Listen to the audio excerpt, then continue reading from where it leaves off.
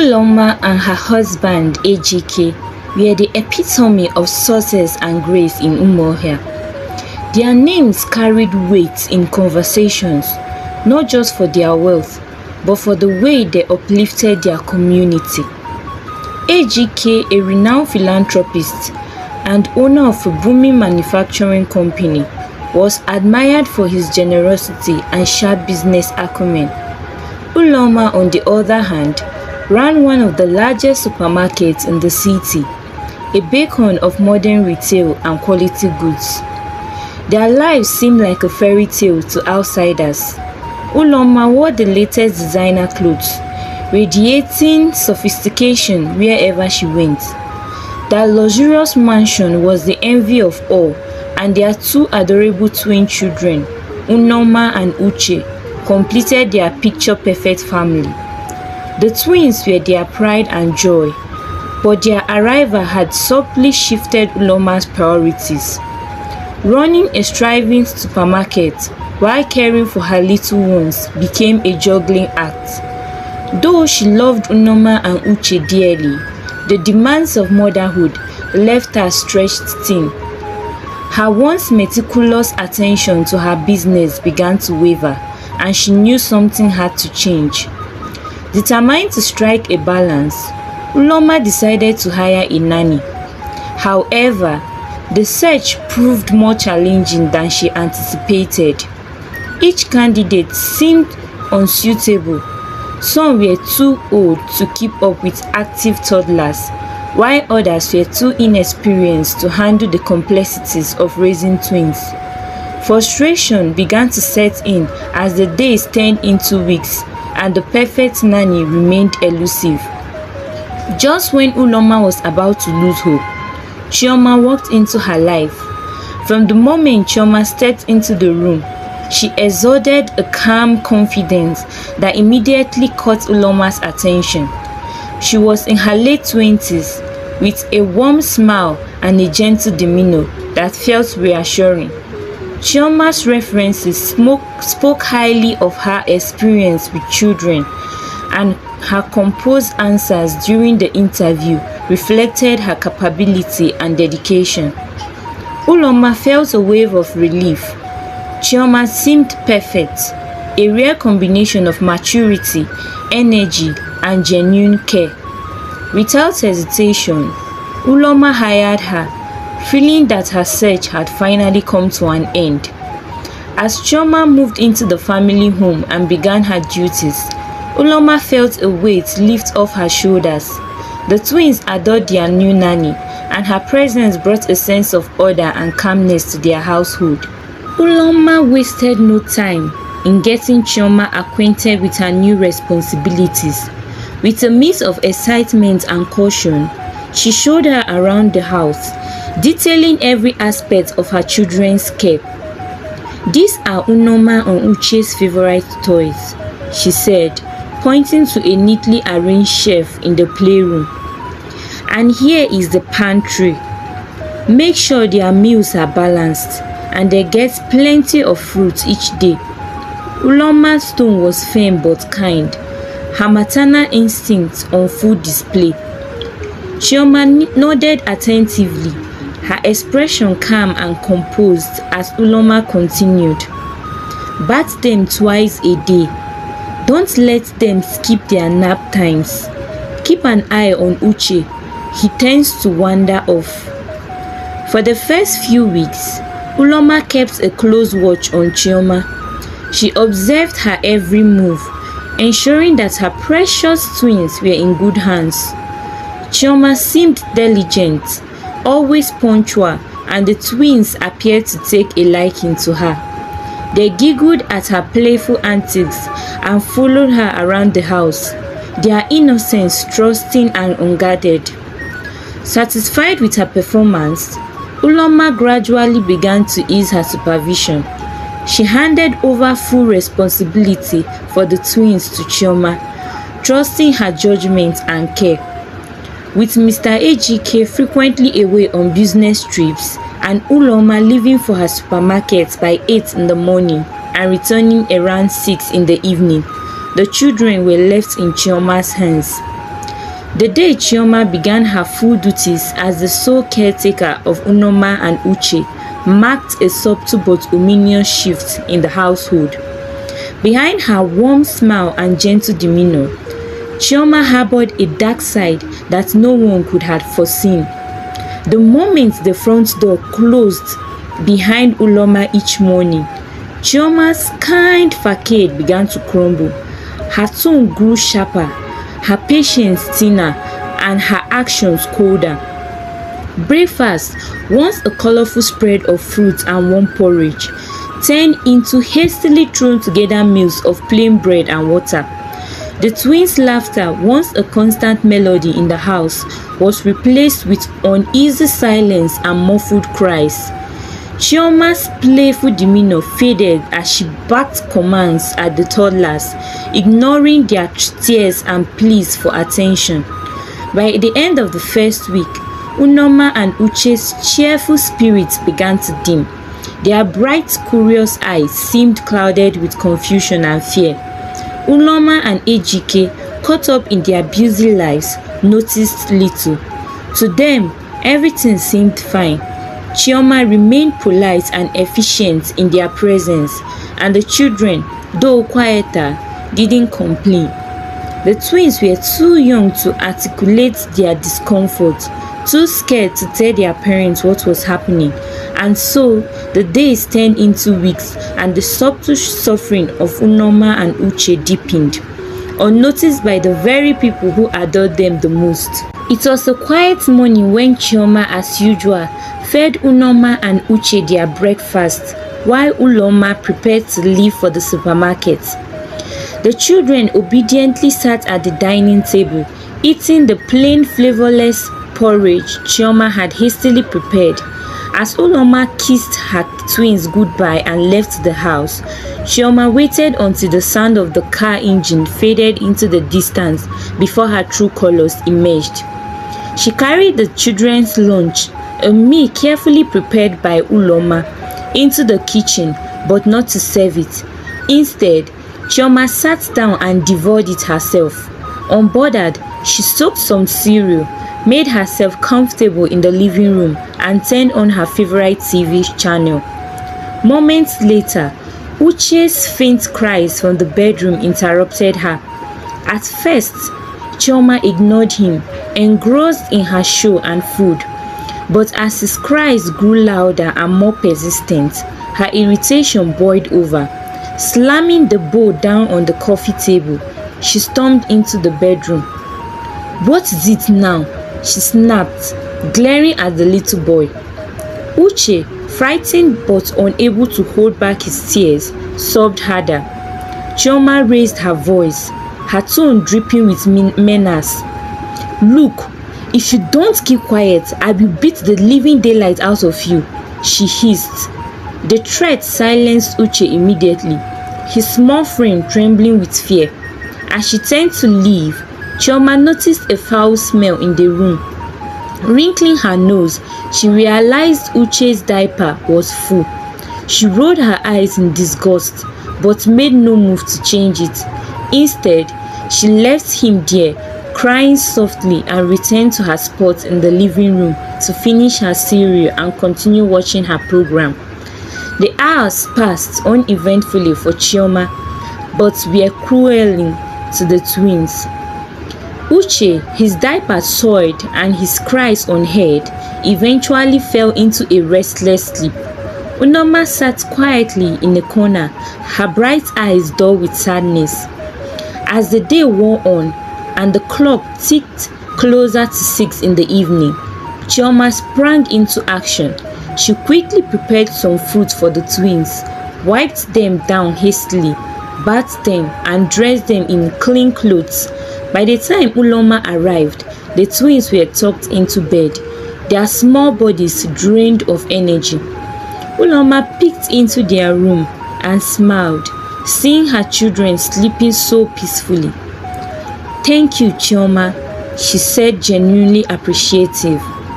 "You have been such a blessing to us." Chioma smiled back, masking her deceit with practiced ease.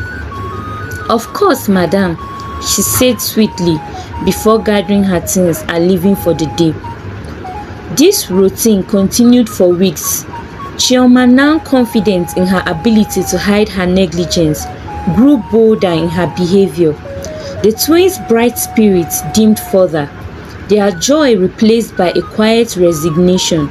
Yet, Uloma and Ijike, engrossed in their busy lives, remained blissfully ignorant of the suffering unfolding within their home. The twins' silence became their shield, and Chioma's mask of care remained firmly in place. It was another day like any other. Chioma sat in the living room, comfortably enjoying the lunch meant for the twins. The television buzzed softly in the background as she shoveled spoonfuls of food into her mouth. Nnoma, unable to bear her hunger any longer, cautiously approached her nanny. "Auntie Chioma," she said softly, her little voice trembling. "I'm hungry." Chioma paused, staring at the child in disbelief before smirking cruelly. Holding out a spoonful of the food, she sneered. "Come and eat now. Come and eat, foolish girl." She jerked the spoon away just as Nnoma reached for it, cackling at the child's confusion. "Get out of here," Chioma suddenly barked, her voice echoing through the room. Frightened, Nnoma retreated to a corner, tears streaming down her cheeks, but the hunger gnawed at her and her sobs grew louder. Chioma, now thoroughly irritated, slammed the plate on the table and marched over to her. "You useless child," she shouted, yanking Nnoma up roughly. "Stop making those foolish sounds in my ears." Without a second thought, she grabbed a small cane from the corner of the room and began to flog the little girl mercilessly. Nnoma's cries filled the house, but they only seemed to fuel Chioma's anger. When Chioma finally stopped, Nnoma was left trembling, her small body racked with pain. Chioma threw the cane aside and returned to her food as though nothing had happened. That evening, Chioma, as usual, cleaned the children up, fed them fruits and tucked them into bed before Uloma and Ijike returned home. However, this time, something was different. When Uloma went to check on her children, she immediately noticed Nnoma's flushed face. The child was shivering slightly, even in her sleep. Alarmed, Uloma woke Ijike and the couple decided to take Nnoma to the hospital. At the hospital, the doctor's examination left them stunned. "Your daughter is malnourished," he said firmly. "She hasn't been properly fed and her body shows signs of physical abuse." "What?" Uloma exclaimed, her heart pounding. "Doctor, that can't be true. Our nanny is wonderful. She takes care of them like her own." Ijike nodded in agreement. "And if she isn't feeding them well, wouldn't both children be malnourished? Uche is fine." The doctor remained firm. The diagnosis doesn't lie. Perhaps one child is more affected due to neglect or mistreatment. Regardless, you must address this immediately. Uloma and Ijike were confused but reluctantly agreed to follow the doctor's advice. They were given a strict meal plan for the children and prescribed medication for Nnoma to regain her strength. When they returned home, Uloma handed Chioma the meal plan the next morning. "You must follow this exactly," she said sternly, "and make sure Nnoma takes her medicine on time." Chioma nodded obediently, hiding her irritation behind a sweet smile. "Yes, madam, I will do just as you have said." But deep down, Chioma was sitting, and scrutiny and changes threatened to disrupt her routine. She was determined not to let anyone interfere with her comfortable life. Chioma, sensing that her neglectful ways might soon be exposed, devised a more cunning plan. Each morning, she slipped small doses of sleeping pills into the children's meals. Once they ate, the twins would drift into deep slumber, allowing Chioma hours of uninterrupted freedom. This sinister routine gave her ample time to gorge at their food and enjoy her favorite TV shows without interruption. When the parents were around, Chioma pretended to care diligently for the twins. She gave Nnoma her medication only under Uloma's watchful eyes. But when they were gone, she completely neglected it, ignoring how her actions slowly but surely weakened the little girl. The consequences of Chioma's evil acts began to manifest. One evening, after the parents had returned home, they were jolted by Uche's sudden violent convulsions in his sleep. His small body shook uncontrollably, and his cries of pain set Uloma and Ijike into a panic. Without hesitation, they rushed him to the hospital. At the hospital, the doctor delivered shocking news. Your son has been exposed to excessive amounts of sleeping pills. This is what caused the convulsions. What? Uloma exclaimed, utterly stunned. But we would never give our children sleeping pills. Ejike shook his head in disbelief. Doctor, they are under the care of a trusted nanny. We have no idea where he could have gotten such pills. The doctor's expression remained serious. If you trust your nanny that much, then I suggest you start watching her closely. Children do not ingest these substances by accident, and this situation is very dangerous. On the drive back home, the couple sat in silence, the doctor's words weighing heavily on their minds. Still, they couldn't fully believe that Chioma, who had seemed so perfect, could be responsible. As they arrived home, they were surprised to see their neighbor, Mrs. Ijeoma, waiting at their gate.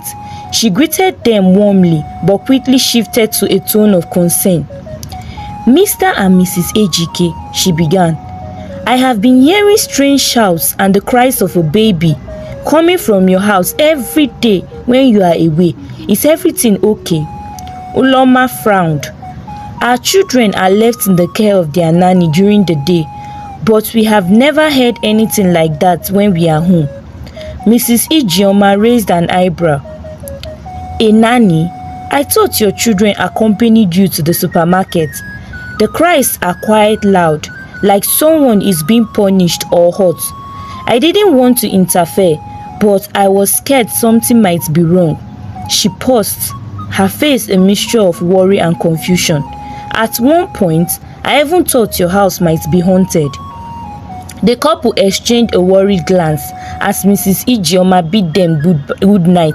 Once inside, they sat in the living room, replaying the doctor's words and their neighbor's concerns. This is all so strange, Uloma said, her voice trembling. Why haven't the children told us anything? Surely they did tell us if they were being mistreated. Ejike sighed deeply.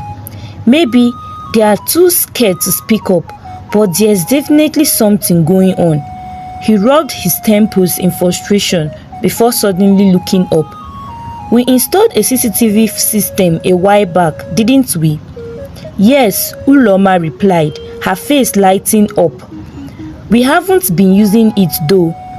Then let's activate it, Ejike said decisively. We will see for ourselves what happens when we are not around. The couple agreed and activated the CCTV cameras that night, positioning them to cover the living room, kitchen, and children's bedroom.